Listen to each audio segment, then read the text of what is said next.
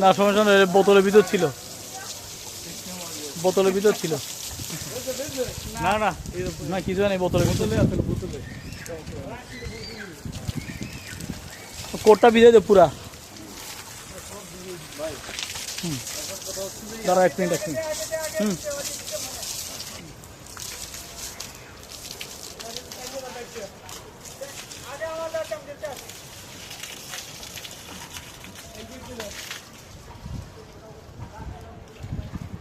মানে ওই 2 বোর্ডে করছো তো, এই জন্য ওই উপরে 3 ফিট বাড়তি হয়ে গেছে না,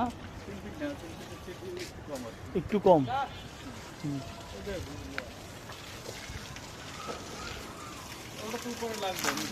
হুম হুম হুম ঠিক আছে।